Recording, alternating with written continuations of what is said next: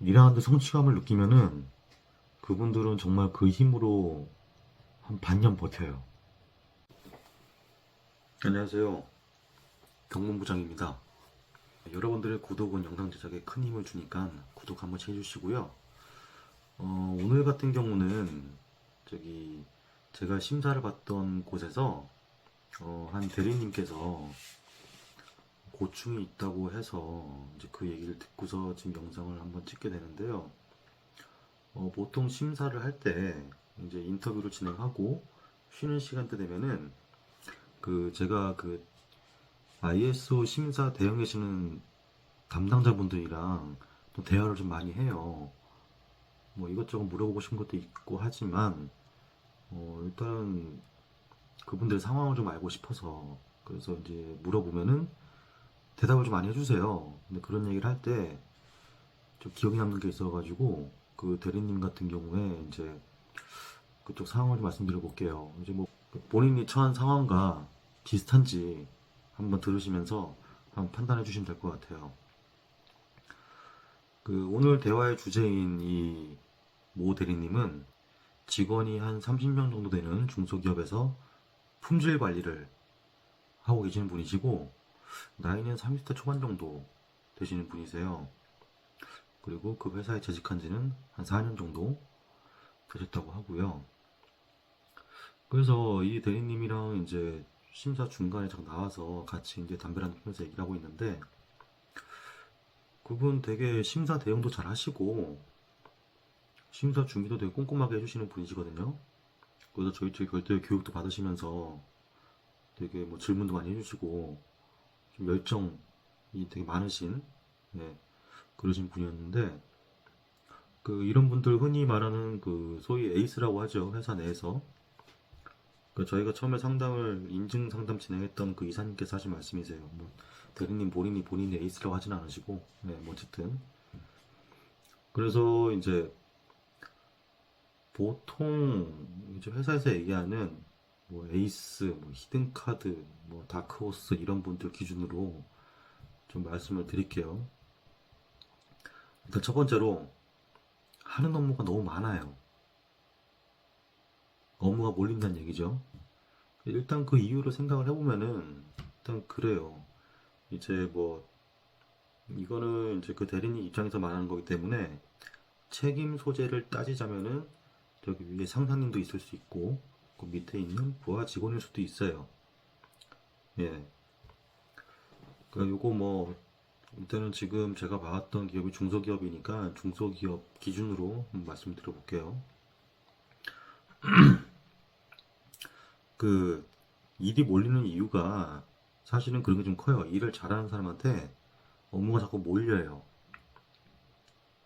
그 이유는 뭐 잘 아실 거예요. 이제 위에 있는 상사분 같은 경우에도 한 팀을 이끌면서 뭔가 중요한 일이나 조금 중요하다 생각하는 일들이 있는데 이거를 신입한테 시키기는 그렇고 그렇다고 이제 뭐 일을 그냥 뭐 하긴 하는데 뭐 그만 잘하는 건 아니지만 그 같은 이제 직급에 있는 사람한테 시키기도 그렇고 그러니까 눈에 보이는 게 일 잘하는 그 대리님인 거예요.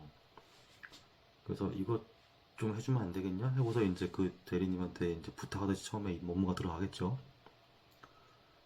그럼 그 대리님은 뭐 고민은 하겠지만 그래도 뭐 일을 받아서 하긴 합니다. 예. 거절을 잘 못하는 성격이기도 해요. 예. 그렇다고 뭐 딱 잘라가지고 이 일은 제 일이 아닌데요. 이렇게 하기도 솔직히 좀 그렇죠. 중소기업이라는 곳에서. 그래서 하나 둘씩 일을 가져갑니다. 예. 근데 그렇게 되다 보면은 이제 하는 사람도 불만이 쌓이기 시작하죠. 네. 그럼 무슨 생각하겠어요? 처음에 한두 번, 세 번, 네 번까지는 뭐 그러니 하다가 조금씩 이제 급여 생각을 합니다. 내가 하는 일도 많고 그런데. 근데 급여는 크게 인상이 안 되죠. 뭐 연봉 협상을 뭐 이렇게 하는 것도 아닐 거예요. 일반적으로 중소기업이. 뭐 대기업처럼 연봉 협상을 뭐 하거나 아니면은 뭐 보너스가 더 많이 나오든가 상여금이 더 높아진다든가 뭐 그런 게 아니기 때문에 그래서 이제 불만이 쌓이는 정도쯤 됐는데 이제 그때부터 일을 시키신 그 상사분이나 아니면 부서를 관리하시는 분께서 조금씩 회사에 대한 업무를 진행하는 데 있어가지고 자유를 조금씩 줍니다. 예를 들면은 뭐 조금 지각을 하더라도 뭐 그럴 수도 있지 하면서 이제 좀 그냥 일 열심히 하라고 그냥 지나간다든가 뭐 그런 일들이 조금씩 생겨요. 그러면은 뭐 처음에는 좀 대우받는 기분도 좀 들기도 하고 회사에서 어느 정도 인정받는 것 같기도 하고 근데 그게 그렇게 오래 가지 않아요. 그 마음이라는 게. 예. 그리고 한번 폭발 아닌 폭발을 합니다. 사무실에서 막 와 이러는 게 아니라 그 퇴근 후에 이제 직장 상사님이랑 같이 술 한잔 한다든가 아니면 이제 회식 때 따로 나와서 얘기를 하거나 이제 불만을 토로하겠죠. 근데 결국은 그 상사님도 해줄 수 있는 게 크게 있지는 않아요. 얘기를 들어줄 뿐이죠. 위로해주는 게 최선이겠죠. 그리고 이 대리님 같은 경우에는 이제 밑에 직원한테도 모질게 하지 못하는 성격이에요. 그 자신이 힘든 거는 어느 정도 감당할 수 있지만 그 밑에 있는 사원한테 시키자니 이 직원이 힘들다고 이제 그만둘 수도 있으니까 되게 조금 조심스러운 네, 그런 상황도 있는 것 같아요. 그래서 이제 그렇게 업무가 하나둘씩 쌓이고 이제 뭐 1년이 지나고 계속 이제 시간이 흐르다 보면은 자기도 모르게 업무가 막 쌓여 있어요. 근데 그런 분들 대부분 업무가 쌓이는데 이걸 누구한테 줄 수도 없어요. 왜냐면 자기가 그 업무에다 어느 정도 익숙해졌고 약간 준 전문가처럼 이제 본인이 전문가겠지. 지가 계속 했었으니까. 그래서 이거를 나중에 조금씩 부하 직원한테 줘야 되겠다 하고서 이제 아니면은 자기가 힘드니까 상사님한테 부탁을 해가지고 다시 이제 업무 안배를 좀 부탁드립니다라고 할 수도 있는데 희한하게 그리고 업무가 확 몰릴 때가 있어요. 그래서 이제 도저히 못 쳐내겠다라는 상황이 벌어지는데 그럴 때 희한하게 또 회사가 또 다같이 바빠요. 부하 직원은 뭐 바쁘다고 이제 뭐 저기 외근 나가 있거나 또 거기서 선별을 하고 있거나 근데 또 이제 직장 상사는 뭐 사업 계획 세우고 뭐 월간 보고 뭐 하고 막 엄청 바쁠 때가 갑자기 막 겹쳐요 막 그러면은 그때는 온전히 그냥 자기가 하는 거예요. 그때 가지고 이거를 내가 이걸 다 하고 있고 막 원래 내용도 아니고 이렇게 못해요. 회사 상황이 희한하게 그렇습니다. 내가 바빠서 너무 힘들 때 다른 사람도 바빠 죽으려고 그래요. 네, 그러다 보니까 본인이 또 그렇게 또 뭐 야근하면서 어떻게든 꾸역꾸역 다 쳐내요 일단.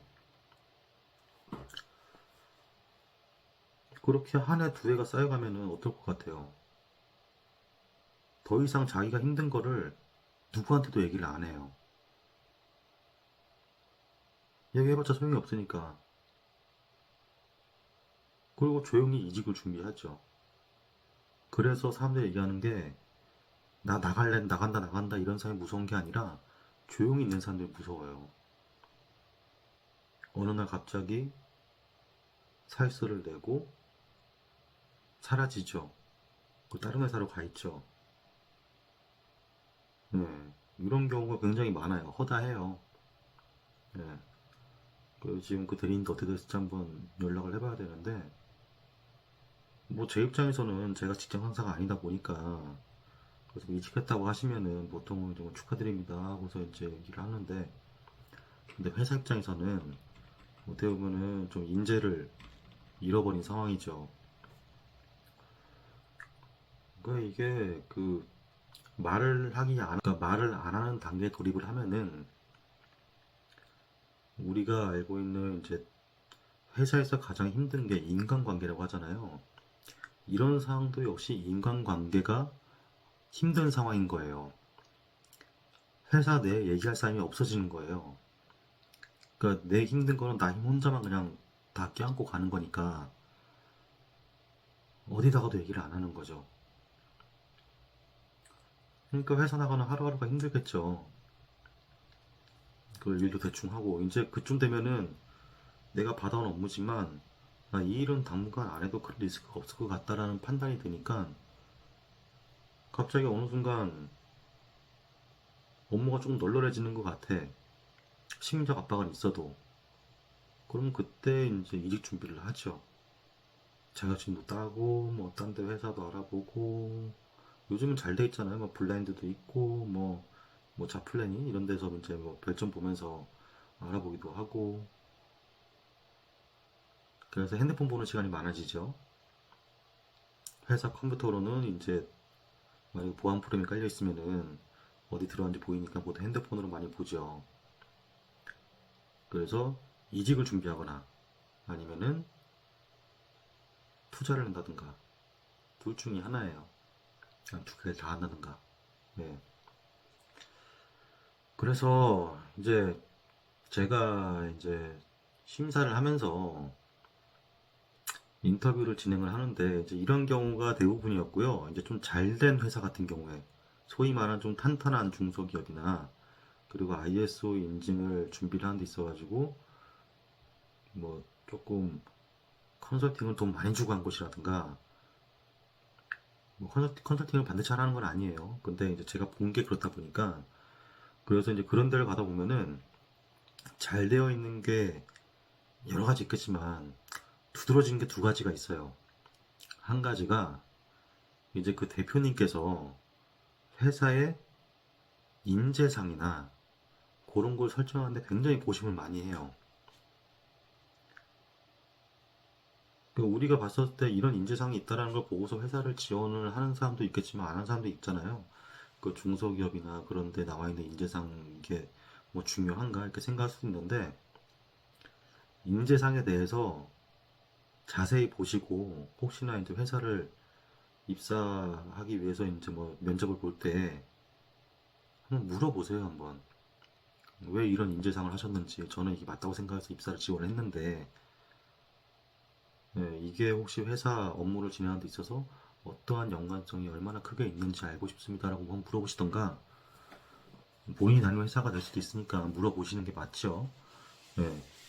그래서 일단 첫 번째로는 그 대표님께서 회사의 인재상에 대해서 얼마나 많은 고심을 했느냐.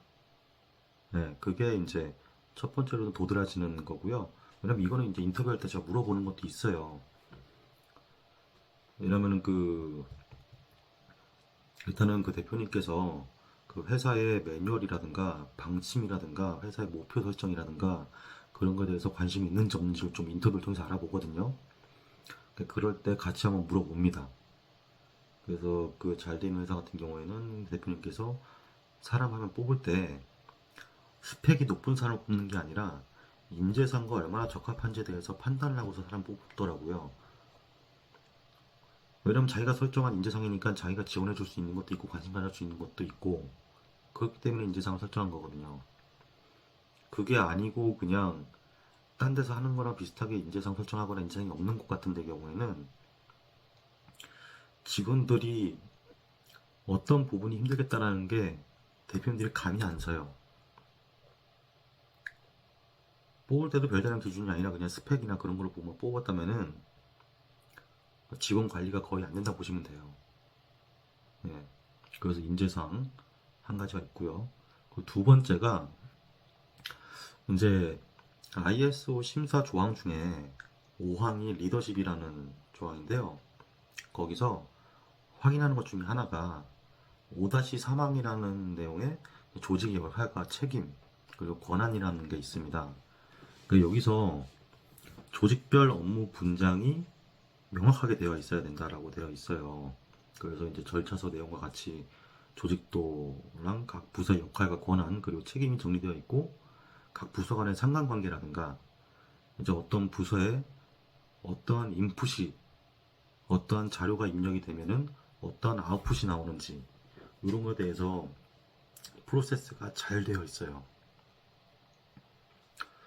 이게 상당히 좀 복잡하기도 하지만 이게 업무를 진행하다가 업무상 충돌이 생기거나 어떠한 교집합이 생겼을 경우에 그 교집합이나 충돌이 일정 수준 이상으로 커진다 그러면은 별도의 회의를 거쳐서 그 절차서를 수정한다든가 업무의 권한이나 책임을 좀 바꾸는 그런 행위를 거쳐요. 그래서 이제 부서간 업무를 정리하고 오해가 최대한 덜 생기도록 정리를 합니다. 이 과정이 이루어지지 않으면은 결국 어느 한 부서가 업무를 떠안게 되겠죠. 예. 그 이런 거 안 하는 데 같은 경우에는 일이 터지면은 물론 수습할 때는 한 부서가 할 수도 있죠. 근데 터진 다음에 요거를 좀 개선시키기 위해서 절차서 수정하려고 이제 모여서 얘기를 하면은 보통은 그 부서의 제일 윗선에 있는 사람들이 직급이 좀 낮거나 소위 말하면 짬이 안 되면은 만약에 이제 구매나 개발팀 쪽에 계신 분이 뭐 이사님이세요. 예. 그리고 생산팀에도 기센 반장님이 계시거나 아니면은 뭐 이제 보통 생산 쪽이 좀 직급이 좀 높으신 분들 많을 수 있어요. 생산이나 영업 쪽이. 예. 그래서 그런 쪽은 영업이 좀 뭐 상무급 쪽 되신 분이 계시고 근데 품질이나 개발이나 뭐 이런 자재팀도 좀 파워가 있죠. 협력사를 관리하다 보니까. 그래서 만약에 그런 이제 서포트하는 부서 쪽에서 있는 상사분이 직급이 좀 낮거나 그러시다 그러면은 그쪽으로 또 업무가 몰려요. 또 그런 교집합이 됐던 업무들이 그쪽으로 몰리거나 그러면은 힘들어지겠죠. 당연한 거죠. 네. 그러면 그 부서가 이제 흔들흔들 거리겠죠. 밑에 있는 직원들은 불만 생기고 상사는 어떻게든 해야 되겠고. 그러니까 상사님은 맨날 이제 애들 달래주고 하고 위에서는 막 치고 받치고 자기도 자괴감 쌓이고 뭐 이러다 보면은 회사의 균형도 흔들립니다. 네. 그래서 이 부서 간의 책임과 권한이나 이런 거 같은 경우에는 대표님들은 신경을 써주셔야 돼요. 그런 걸로 시작해가지고 밑에 있는 일 잘하는 직원들을 잡아둬야 돼요. 그래서 저도 이제 심사를 하고서 이제 인터뷰를 하고 이제 마지막에 심사 끝에 따로 이제 면담을 하면은 저는 항상 말씀드리는 게 그 ISO를 담당하는 직원 같은 경우에 혹은 이제 대표님들 같은 경우에 다 귀에 듣고 있거든요. 이직을 하면 다 알고 있어요. 일 잘하는 직원들한테 그 급여를 높여주는 거는 회사 내부의 규율도 있을 거고 규정도 있을 거고 다른 직원의 눈치도 있다 보니까 많이 못 해줄 것 같으면은 차라리 최소한으로 업무에 있어가지고 역할과 책임은 자꾸 주는데 권한은 안 줘요. 그 책임만 있는 거예요. 업무랑 책임만. 그렇게 되면은 일을 잘하든 못하든 어느 직업에 뭐 직책을 가지고 있든 간에 못 버텨요. 이 보통 회사에 있는 사람들이 성실하면 바보 같다고 생각할 수도 있는데 어떠한 직원들이라도 다 생각을 합니다. 이 사람들이 바보라도 그냥 입 다물고 있는 게 아니에요. 본인이 생각을 안 하고 있더라도 본인이 힘든 걸 다른 삼자한테 얘기했었을 때 그 삼자가 주는 정보도 있을 거고 본인도 생각을 한단 말이죠. 요즘 같은 경우에 뭐 12시까지 야근하는 데가 거의 없잖아요. 그럼 퇴근하고 와가지고 혼자 집에서 맥주 한잔 하면서 생각을 해요. 그때 굉장히 많은 생각을 할 거예요. 이게 맞는 건가 하면서 그러다 보면은 또 이제 또 다 이직 준비하고 그러는 거예요. 뭐 여러 가지 이직을 하시는 분들이 있겠지만 일단은 제가 지금 말씀드리는 거는 업무의 쏠림이나 그런 책임만 있는 권한 없이 책임만 있는 이런 상황이 벌어졌을 때 그런 상황에 대해서 말씀드리는 거예요. 그래서 이제 대표님들도 그걸 보시면서 좀 책임과 권한을 좀 동등하게 줄 수 있는 그렇게 좀 업무를 좀 분담을 해주셔야 하고요. 그 뭐 얘기를 하다 좀 잠깐 했는데 그 아까 말씀드린 그 대리님도 뭐 책임만, 뭐 대리님이라서 책임이 그렇게 많이 있지는 않은데 일단 권한이 없어요. 그러니까 일만 하는 거예요, 그냥 시키면은. 그래서 힘들다고 하는 게 참 많이 공감도 되지만, 제가 심사원으로서 해줄 수 있는 게 이제 뭐 최대한 좀 도움이 될 수 있게 회사가 성장하는 방향에 그쪽으로 이제 부적합을 주거나 권고사항을 드리고 있는데, 주면서도 참 이제 제 나름대로 회사에 좀 좋은 방향으로 준다고 주는데 결국 그 개선 대책서를 그 대리님이 쓰실 것 같아요. 원래는 여러 부서에 이제 의견도 듣고 뭐 회의록도 써야 되고 그래서 좀 절차서 개선한 것도 제출하고 해야 되는데, 그걸 또 그 대리님이 그냥 다 개선 대책서, 그러니까 인증서 발급하는 용으로 그렇게 쓰실 것 같아서 참 안타깝습니다. 그래서 지금 이 영상을 보고 계시는 이제 뭐 과장, 차장, 이제 부장, 그 위에 이제 한 부서를 책임지시는 분들께서 한번 생각해 보시고 부서를 한번 점검해 보는 시간을 가졌으면 좋겠어요. 그 점검하시면서 본인 회사의 ISO 매뉴얼 절차서상 보시고 아마 많은 것들이 실제 상황과 틀릴 겁니다. 그 제가 이렇게 보면은 이제 뭐 그래요. 지금 일 잘하는 직원들은 대부분 그게 큰 욕심이 없어요. 그게 뭐 제가 봐오신 분들은 그래요. 되게 조용조용 본인 하는 일 열심히 하시고 일하는데 성취감을 느끼면은 그분들은 정말 그 힘으로 한 반년 버텨요. 네, 성취감 하나로. 본인이 생각한 대로 이제 위에 승인을 받고 본인이 열심히 일을 해가지고 만족할 만한 결과가 나왔다. 그러면은 그 힘으로 반년이나 1년을 버팁니다. 예. 그게 사람이에요. 뭐 어쩔 수가 없어요, 근데. 뭐 그게 또 남자기도 하고, 책임감으로, 책임감 가지고 있는데 그거에 맞춘 결과가 나오면은 당연히 성취감이 엄청 높겠죠.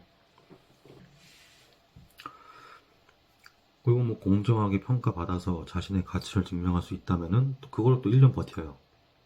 그래서 이분들이 원하는 게 뭐 높은 연봉 당연히 받으면 좋겠죠. 근데 본인이 재직하고 있는 회사에 대해서 본인이 선택한 회사잖아요. 그래서 그거에 대해서도 본인의 선택을 믿고 있는 것도 있고, 그래서 이분들이 자꾸 이제 힘든 상황이 겹치고 겹쳐서 다른 데 좀 눈을 돌리지 말고 본인이 재직하고 있는 회사에 대해서 조금 애사심도 좀 들게 하고 자부심을 가질 수 있는 그런 환경을 만들어 주는데, 그렇게 크게 돈이 들어가는 게 아니니까 이제 뭐 회사에서도 그런 업무에 대해서 좀 확실하게 좀 구분을 좀 지어주고 해주시면은, 예, 아마 조금 에이스들의 이탈을 막을 수 있지 않을까, 예, 그렇게 생각이 듭니다. 오늘 또 뭐 이런저런 얘기를 했는데, 그래서 이제 저는 그런 얘기를 해요. ISO 인증도 조금 제대로 받아서 싼데 좋다고 받지 마시고 비싸더라도 비싼 데서 받는 것도 추천드려요. 예. 그 지금 다들 이제 그런 분들이 많으세요. 오해를 하시는 게 ISO 인증을 제대로 받으면은 회사가 이제 성장하기 원하는 방향으로 심사를 맞춰서 합니다. 예. 그게 ISO의 뭐 목적이기도 해요. 물론 궁극적인 목표는 ISO가 제정한 그 표준에 맞게 이제 심사를 하고 회사들을 최대한 그거 맞출 수 있도록 이제 끌어올려가지고 한 해 한 해 성장시키는 게 ISO 인증 심사의 목표기도 해요. 예, 그래서 모든 업체들이 이제 최소한의 이제 그 인증 표준에 맞춰서 회사를 운영하면서 전체적인 수준을 끌어올리는 게 ISO의 목표이기도 하거든요. 그래서 인증 편하게 받는다고 좋다고 뭐 싸다고 받으시지 마시고, 뭐 적당한 가격을 지불하셔야 되겠지만 비싼 거는 비싼 값을 합니다. 솔직히 이거는 어쩔 수가 없어요. 네. 그래서 뭐, 뭐 저희 쪽 인증 받으시면 감사하죠. 그래서 한두 푼 내고 심사 받으신 거 아니잖아요. 그러니까 최대한 그 심사의 이점을 끌어올려서 얻을 것도 좀 얻어가시고, 예, 할 것도 좀 하시고, 예, 그렇게 했으면 좋겠어요. 오늘 말씀드린 이런 대리님이 열심히 해주셔야지, 그리고 그 열심히 하시는 환경 만들어줘야지 그 대리님이 이제 전문가가 되고 베테랑이 돼서 그 회사의 가치를 올려주는, 네, 그런 역할을 할 수 있는 거거든요.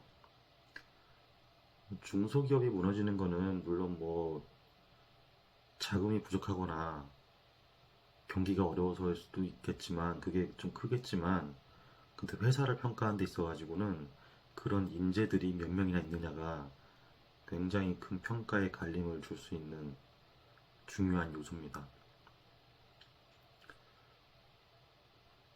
그래서 뭐 지금도 일하고 계실 담당자분들 뭐 항상 뭐 힘드시겠지만 힘내시고, 본인들이 하고 있는 거를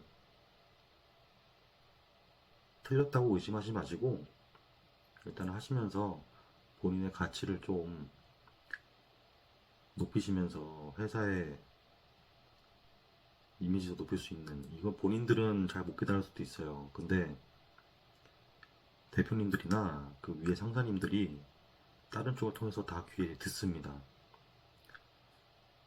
아, 그 직원의 뭐 그 회사의 그 직원, 일 제대로 하던데 이러면서 다 귀에 들어가요. 본인은 모를 수 있겠지만. 네. 그리고 이제 시간이 지나서 본인이 이제 과장이 되고 차장이 되면은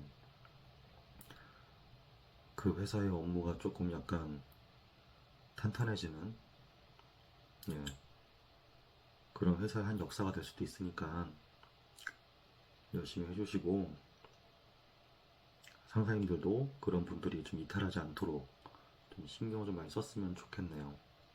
예. 뭐 오늘은 이런 얘기를 대리님 입장에서 좀 해봤는데, 다음에는 그 과장급 분들 쪽 얘기도 이제 들은 게 몇 개 있어가지고 그걸 한번 영상을 한번 만들어 보겠습니다. 아무튼 오늘도 긴 영상 봐주셔서 감사하고요. 다음에 또 찾아뵙도록 하겠습니다. 감사합니다.